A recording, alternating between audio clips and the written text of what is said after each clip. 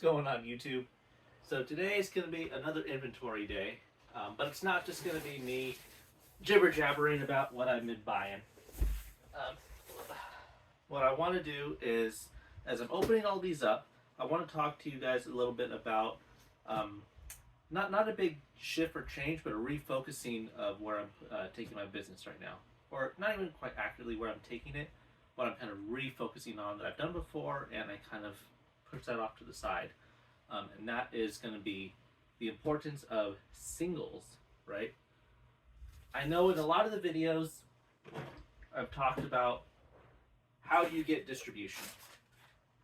How do you build your allocations? How do you improve your relationship with your particular distributor? Got some Funkos here. Now,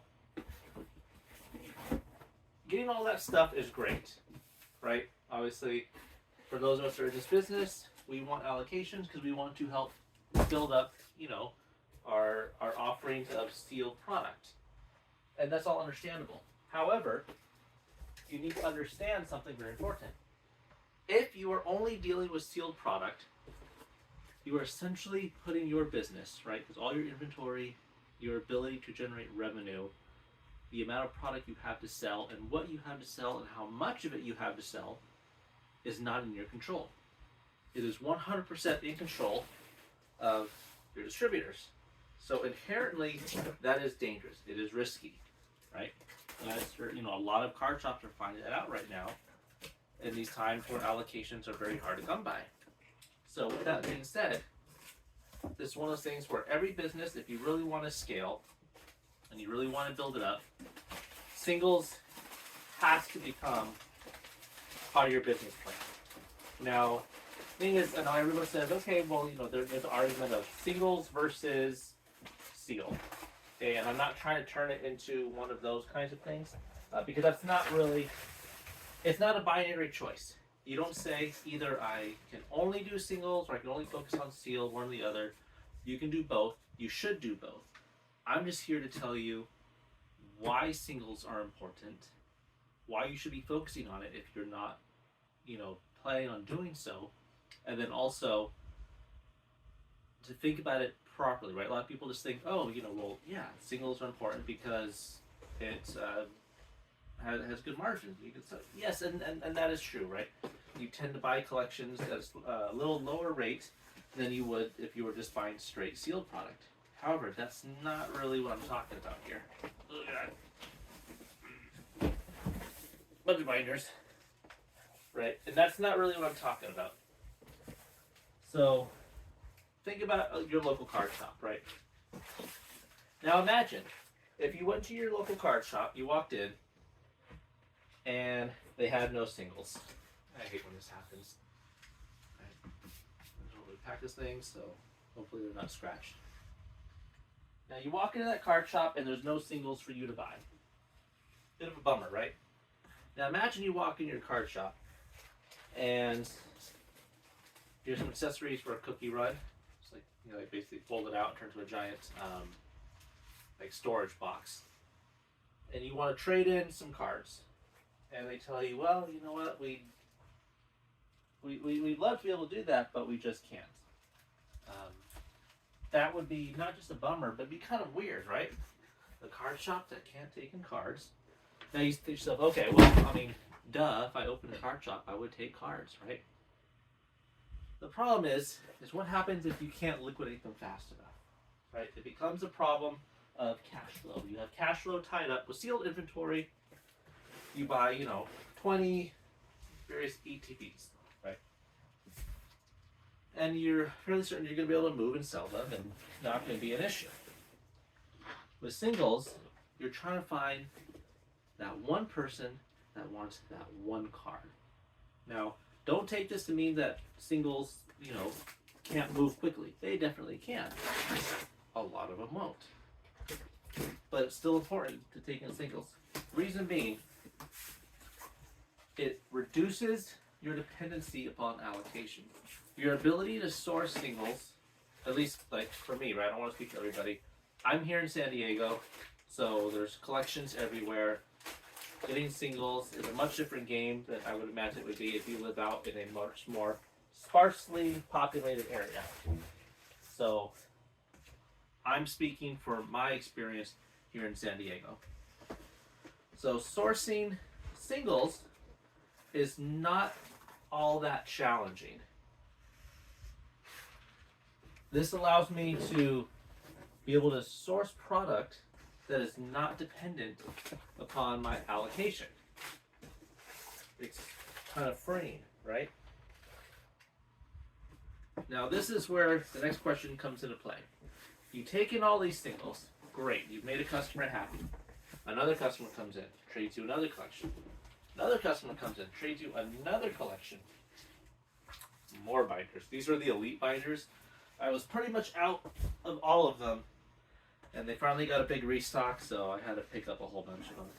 These are one of those things where they're evergreen, right? You don't really worry about like, oh no, the market on the binder's dropping. You get them, sure, they don't move the fastest, but they will eventually move. So I had to pick a bunch. At any rate, you have multiple customers coming in now, and they're trading you one collection after another. Well, that's great. You're making all these customers happy. But you're also tying up a lot of your capital. You need to be able to move it. That's where, at least for me, TCGPlayer comes in, right? The largest card marketplace. Don't think of it as, okay, I have these singles, I'm going to make huge amounts of profit on it, right? If I take in TCGPlayer fees are about 13.25%. If I buy a collection, say it's 77%, I'm making 10% once that sale is said and done. Doesn't sound like a whole lot. However, you can't think of it that way. You have to look at the flywheel. A customer comes in, trades in a collection. You are able to take that collection, they get money or store credit, even better, buy other stuff from you. You've made your margin that you built in on that product.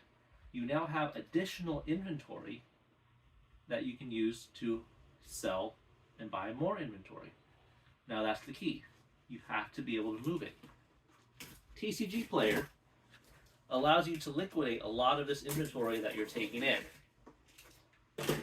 Now I know it seems kind of like a no-brainer, but it's really important that you guys kind of understand this and understand, where TCGPlayer sits in your ecosystem. So for me, it is not necessarily that, oh, okay, TCGPlayer is going to make me rich. What it allows me to do is have a source of liquidation for inventory to continually come in and for me to get my profit and reinvest that into the next collection. So the other thing is, once you hit TCGPlayer level 4, and this is going to be like, say you have a brick and mortar store, and you're using TCGPlayer Pro, right? Customer comes in, they can use the kiosk, they can see all of your available inventory, market price for cards if they want to do trade-ins and whatnot, and then if they buy it from you and pick it up in store, you're not paying the commission fee. You're paying the 2.5% payment processing fee plus like 30 cents, and that's it. So in that manner, you're able to use a lot of their tools and have a real nice streamlined experience. These are a bunch of starter decks, the new Cookie Run Legendary starter decks. Hopefully those will do well. And testing out Godzilla Endless War card game. Now, the other thing, this is where if you play it right, you can become very profitable. Dragon Shield, card drawers, right? What you want to think about, I don't know, we're in a room with all these damn boxes right now. You play your cards right, you hit TCGPlayer level 4. You're like, okay, cool. All these cards coming in, I can move them. The next question that becomes, and this is where you need to figure out if you haven't already, how in the world are you going to keep yourself organized with all these things? Selling 10 cards versus 20 versus 30 versus 50 versus 100 versus 200 versus 300 versus 500, 1,000. Taking these in and increasingly scaling amounts. If you do not upgrade your workflows and your processes, you're going to fall so far behind. So that's why I recommend you need to start now. Make sure you're properly figuring out how you're going to be processing everything so you don't fall behind. Like right now, I bought a collection of about over 300 cards. I have not been able to get everything in inventory. So I have all these cards. I paid money for them. I can get my money back if I can get them listed. That's the key, if I can get them listed. A lot of people think it's simple, right? More cases of cookie run. You buy collections, you list them, you profit. What they don't see is the amount of time that it takes to properly evaluate a collection. Condition all the cards, get it all listed before you can actually make a sale on it. So that's where you need to start really thinking about, okay, how am I going to scale this process up? I have not bought it yet. I'm thinking about it. I'm getting the Ryko FI, was it 8170?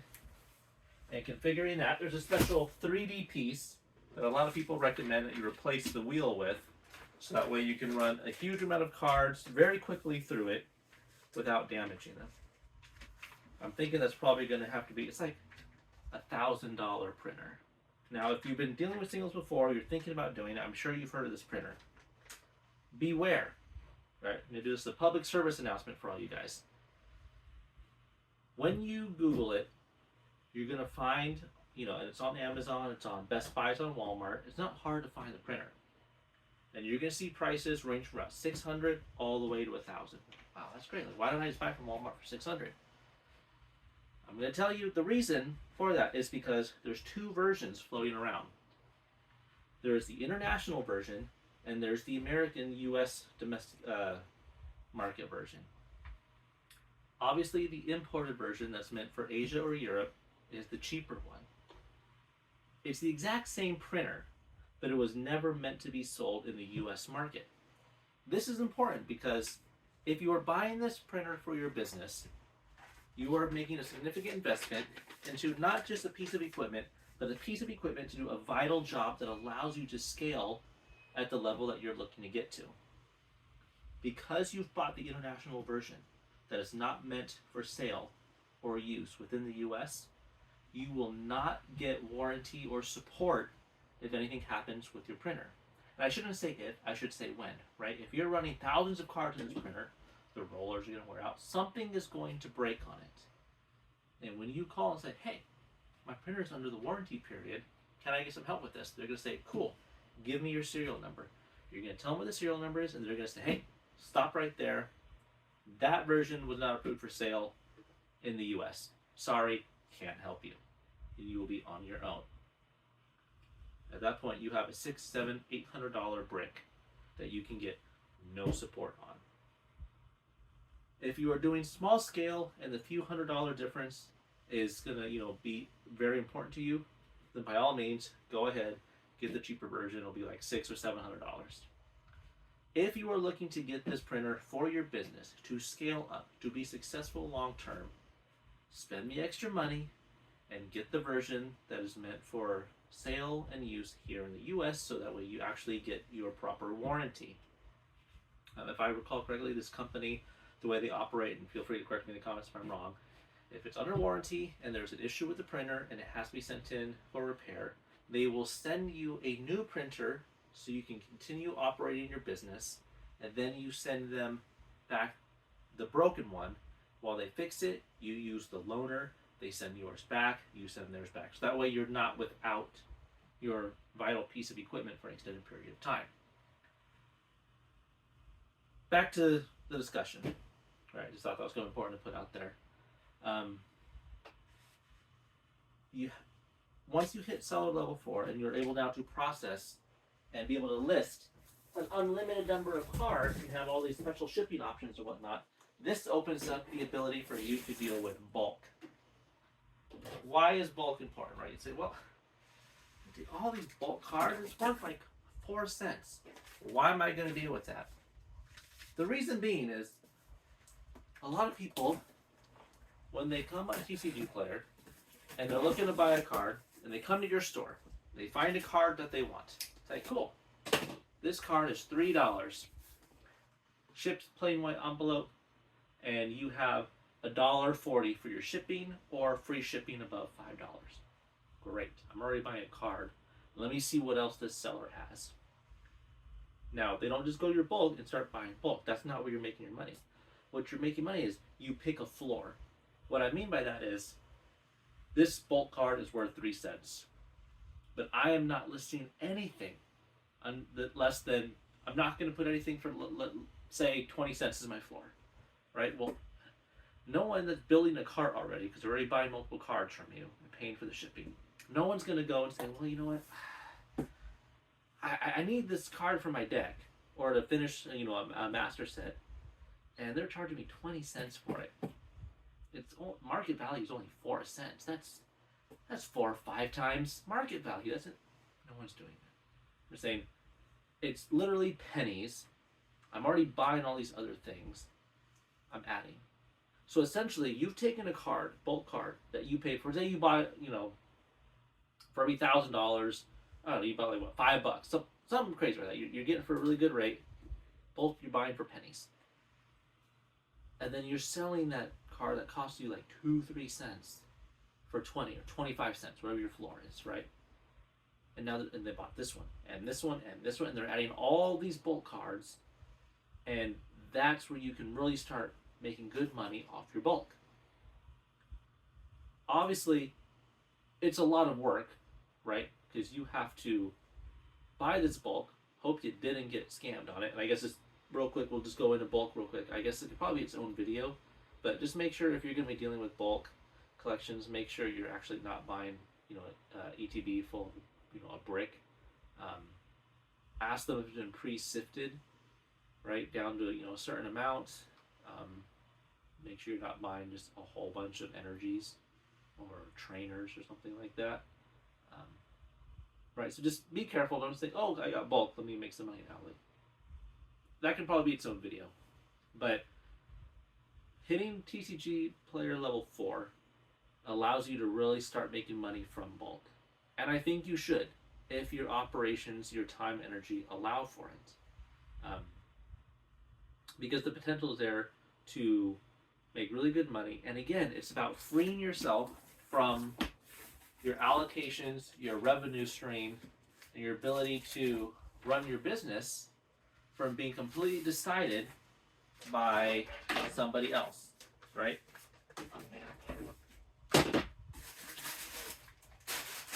More binders, right? Binders for days. I don't know where I'm going to put all this stuff. So, really consider it, if you haven't already, not just selling singles, but really focusing on how am I going to scale up this operation, right? And that's not just sourcing. That's how do I have the time to get them all scanned and identified and set the condition for, and then organize, right? Because I can tell you right now, it's one of the things I'm learning real quick is if I don't have them organized with right now, son of a biscuit. If I don't have them organized very well, and I'm filling out these orders, it's taking me a long time to figure out where the heck everything is. This side up. 9 pocket binders. So that's one thing so I'm kind of working through the growing pains of scaling up the single side, right? And the other thing is, you may ask me, okay, well, why am I selling TCGPlayer? Can't I just sell on my own website, right? I sell everything else on my own website. Why don't I just do that? And you could, right? You could save yourself a lot of the fees.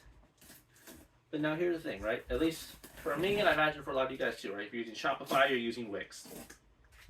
Every order that comes through has to be sent with tracking. So if somebody goes to your website, right? First of all, you got to pay ads to get them to it. and they come to your website, and then they say, okay, I want to buy this card. This card, it's an EX card, and it's an EX card, and it's worth $2.20. But now you got to ship it with tracking. So you're looking like anywhere from $5 to $7 to get this bad boy tracked. This one card. Imagine they come in and say, well, I just want this trainer card here. It's 89 cents. I want to pay $6 tracking for an 89-cent card. When I can go to TCGPlayer, which has a lot of trust built on the system, buy that same card, probably pick it up for 74 cents, and pay $1.30 or free shipping, right? So that's kind of the math that you have to think about, because a lot of people know about TCGPlayer, and a lot of people will buy from TCGPlayer when it comes to singles. So sure, you can definitely sell on your website. I'm not saying you can't do that. But the question you have to ask yourself is, can I properly liquidate what I need to liquidate at a rate fast enough that allows me to continue to take in all these collections that I want to take in, make my customer happy, and keep the flywheel running? That's the question you got to ask yourself. And that's the problem that TCGPlayer, at least for me, that's the problem that it solves. So I urge you guys, as you scale up your businesses, right? If you have not yet already, I need you to really look at singles, not just as a way of, oh, okay, I have another product to sell, but free yourself. I know we've always talked about getting distribution, expanding distributions, and allocation, and that takes time. You need to generate revenue to keep your business afloat in the meantime. Singles is how you're going to do that, and it's going to make your business much healthier in the long run. I will probably make a dedicated video talking about TCGPlayer, its role that it's playing in my ecosystem, how to get started, the seller levels, and all that kind of thing. But that'll be a video for another day. But at this point, yeah, that'll be my spiel on that.